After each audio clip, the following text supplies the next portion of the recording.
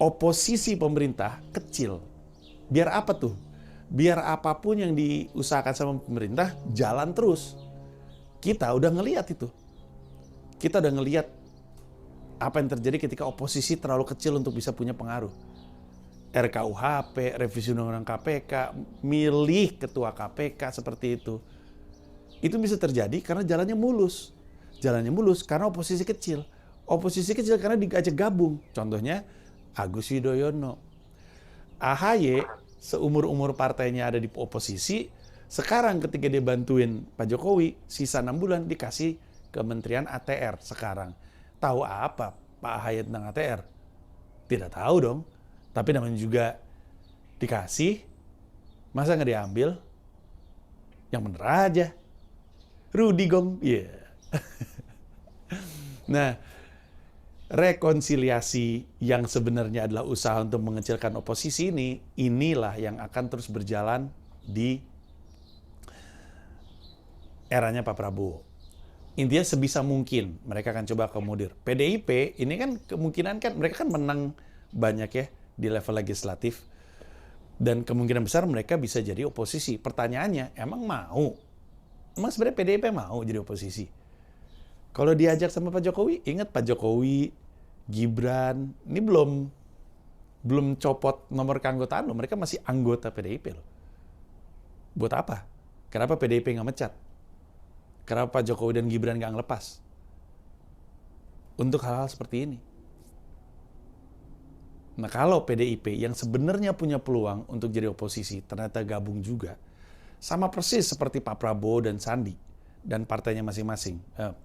Sekarang misah sih, dulu kan gabung ya. Dan Gerindra sebenarnya punya peluang untuk jadi oposisi, tapi kemudian dijadiin menteri.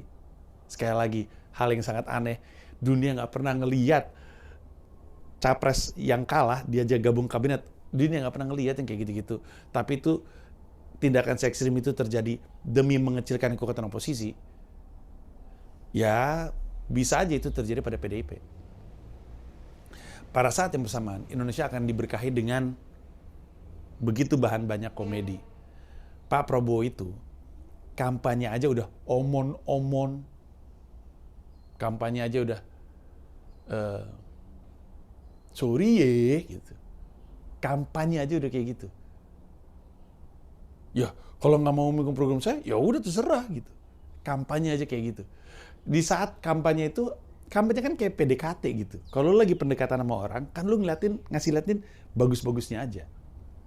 Tapi kalau jelek-jeleknya udah kelihatan pas pendekatan, ya apalagi pas pacaran kan gitu. Itulah berkah untuk orang-orang seperti kami. Makanya stand up comedy special gue yang berikutnya akan sangat banyak pembahasannya tentang politik. Ya gue selalu ngomongin politik sih. Tapi kan seperti yang lu tahu di Komedi Menoy, politik nggak terlalu banyak. Ini akan banyak. Sebenarnya tren gue balik ke pembahasan politik yang cukup besar tuh udah mulai kelihatan ya. Pasca Komedi Menoy pun ada banyak stand up gue yang ngomongin politik dan rame. Beat-beat gue soal AHY, beat-beat gue soal Pak Jokowi dan Kementerian Pak Luhut tuh udah banyak banget. Gue diundang di banyak kesempatan untuk ngomongin politik. Gue diundang di apa tuh namanya tuh yang programnya Surya sama Jegel sama Eca sama Boah, labelnya pengamat politik. Gue diundang di Q&A ngomongin politik. Gue diundang di Trans di Bukan Numbar Janji ngomongin politik. Gue diundang di mana-mana ngomongin politik. Jadi momentumnya udah kerasa seperti itu. Tahun depan 2025 ketika gue jalan tour, udah pasti pemerintahan sekarang Prabowo, Gibran, dan mungkin Kaisang, kalau cukup worth it untuk dibahas ya, akan jadi rezimnya Pak Jokowi deh, akan jadi bahan stand up gue. Can't wait. Nah, gue juga mau ngebahas soal orang-orang yang bilang, dan ada beberapa kan, followers gue sih kebanyakan yang bilang, saya kecewa Mas Panji diam, harusnya Mas Panji bersuara dan menggunakan suaranya Mas Panji untuk bikin orang nggak milih Prabowo atau untuk bikin orang milih Anies atau milih Ganjar. Nah ini adalah A, suara-suara orang kalah, udah pasti. Giliran kalah kayak gini. Dan B, suara orang-orang yang mikirin politik aja baru sekarang gitu. Gue tuh kadang-kadang suka kagum kalau boleh jujur sama orang-orang yang berpikir dia tahu apa yang benar gitu. Soal apa yang harus dilakukan dalam politik, mikirin politik aja baru sekarang gitu. Orang yang pengen, karena banyak bilang, harusnya Mas Panji ngomong secara terbuka, Mas Panji dukung satu. Jadi banyak yang ikut dukung satu. Dan Mas Anies kalah gara-gara Mas Panji. Ini banyak banget yang ngomong kayak gitu. Ganjar kalah gara-gara Mas Panji nggak dukung Ganjar gitu. Banyak banget. Orang-orang ini mesti sadar bahwa berharap kepada sosok seperti gua untuk bilang dukung si ini, dukung si itu, adalah persis strategi yang membuat Prabowo menang. Salah itu. Lu ngarep gua untuk ngomong pilih satu dong, atau pilih tiga dong, itu yang lu harapin dari gua. Cara main inilah yang bikin Prabowo menang, karena Panji itu berapa sih followersnya, berapa sih pengaruhnya? Panji ngomong dukung satu, atau Panji ngomong dukung tiga. Deddy Kobuzier ngomong kayak gitu mau jadi apa lu? Raffi ngomong gitu mau jadi apa lu? Anji ngomong gitu mau jadi apa lu? Kiki ngomong gitu mau jadi apa? Marcel ngomong gitu lu apa? Lu mau apa? Yang lu harapin dari gua itu adalah cara bermain mereka. Nggak bisa menang bermain dengan cara mereka bermain. You can't win with their style of play. Nggak bisa. Salah. Nggak ngeh pasti lu. Nggak sadar pasti. Bahwa strategi yang lu harapkan, itu kan strateginya mereka. Lu bermain dengan tempo mereka. Kalau misalnya Barcelona itu biasanya mainnya possession, main possession ball, possession, ya main ball possession, dominan di possession, nggak bisa lu lawan dengan lebih main possession daripada Barca. Kalah, lu punya siapa di tim sepak bola lu yang bisa memastikan ball possessionnya 75%? Mereka mainnya kayak gitu, terus lu mau main kayak mereka? Ya kan, nggak bisa. Itu adalah hal paling salah yang bisa lu harapkan dari gua. Dan inilah bukti kenapa lu selalu berpikir akan ada Satria Piningit yang menyelamatkan keadaan. Nggak pernah ada itu. Lu adalah Satria Piningit yang dibantu, yang ditunggu-tunggu. Lu yang harusnya ngelakuin sesuatu. Tapi lu malas, lu takut, lu khawatir, lu nggak mau mengisi kemampuan dalam diri lu, sehingga apa yang lu lakuin? Lu titipin sama orang lain. Ini tuh masalah lu. Lu punya masalah hidup, tanya sama Mario Teguh, gue mesti ngapain ya? Tanya sama Mary Riana, gue mesti ngapain ya? Tahu Bang Panji, ada ini sama ini, saya mesti milih siapa? Itu pilihan lu. Gue ada jalur karir ini, apa yang mesti saya lakukan Panji? Itu jawabannya lu sendiri yang bisa cari. Ya, agenda sidang yang dilaksanakan pada beberapa hari yang lalu, yaitu pemeriksaan pendahuluan dan menyampaikan permohonan pemohon di hadapan sidang yang dipimpin Ketua MK Soehartoyo dengan didampingi 7 hakim konstitusi lainnya. Anies mengatakan Pilpres 2024 tidak berjalan secara bebas dan jujur serta adil. Pertanyaannya, apakah Pilpres 2024 telah dilaksanakan secara bebas, jujur, dan adil? Diizinkan kami menjawab tidak. Yang terjadi sebaliknya, ujar Anies Baswedan. Selain itu, pasangannya Muhaimin Iskandar juga turut hadir dalam persidangan. Kecurangan pemilu. Bambang Wijayanto selaku kuasa hukum pemohon menyampaikan pokok-pokok permohonan. Pemohon mendalikan hasil pemungutan suara untuk paslon calon presiden dan wakil presiden nomor urut 2, Prabowo Subianto Raka Buming Raka 96.214.691 atau 58,6%. Diperoleh dengan cara yang melanggar atas pemilu dan prinsip penyelenggaraan pemilu, yaitu bebas, jujur, dan adil serta serius melalui mesin kekuasaan serta pelanggaran prosedur.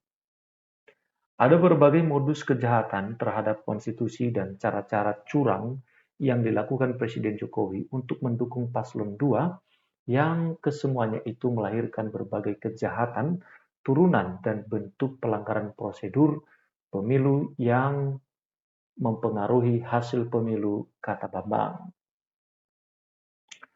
Kemudian Bambang menjabarkan dalil pengkhianatan terhadap konstitusi dan pelanggaran asas bebas, jujur dan adil berangkat dari sejumlah argumentasi, mulai dari lumpuhnya independensi penyelenggara pemilu karena intervensi kekuasaan, nepotisme, paslon 02 menggunakan lembaga kepresidenan, pengangkatan penjabat kepala daerah yang masif dan digunakan untuk mengarahkan pilihan penjabat kepala daerah, menggerakkan struktur di bawahnya, keterlibatan aparat negara, pengarahan kepala desa, undang-undang presiden kepada ketua umum partai politik koalisi di istana, intervensi ke MK, penyalahgunaan bantuan sosial atau bansos dengan melanggar undang-undang anggaran pendapatan dan belanja negara, undang-undang APBN, dan dampaknya bagi perolehan suara paslon 02, serta kenaikan gaji dan tunjangan penyelenggara pemilu